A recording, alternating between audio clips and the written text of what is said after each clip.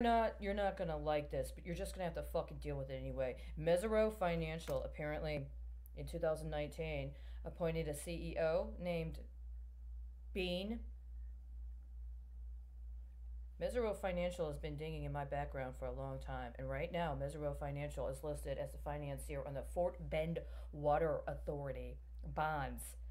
The thing is, in the place I used to live in San Francisco, the woman was from Fort Bend, and she was in Fort Bend when I was attacked in San Francisco. And I've been working some current all this past weekend where they flipped me and swapped me because they just set up some bonds on Treasure Island. And what happened is because they had all of these old bonds, 30-year bonds working in California that matured this year, because you guys never fucking owned up to what you did, and I'm not dead, it tears all the way back to that bond that was set up on me when I was a teenage girl in Illinois. You guys maxed out and trashed all the other fucking credit you could have had during this time, and because I won't let you use me to get access to another 10, 12, 11, 13, 14-year-old girl, you're stuck with 13, 14-year-old me, and my enterprise bean has been hurting all fucking day. You all knew exactly what the fuck you were doing. You are not getting away with this. I see your lineup here. For fucking real?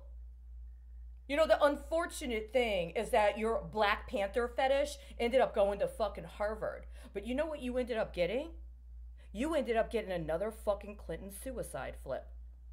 That fucking book that references the surname connected to my nieces and nephews who were listed as the beneficiaries on my life insurance benefits as part of my pension fund that got stolen twice.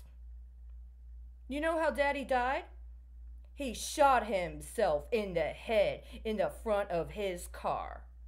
He was sitting in the car and there was a gunshot wound to the head. Now, if that really happens to you, that's very, very tragic. But if somebody comes and interviews you and then puts your life in a fucking anthology and maybe doesn't tell you about all the bond deals that got hooked up on it and you have to chase it down how many years later? How important was it for you to get my story for your anthology? I thought you didn't publish it. Do you know what that makes? Three things that I wrote that somebody said, oh, we're not going to publish it. And then it turns out on major bond deals that are completely mischaracterized.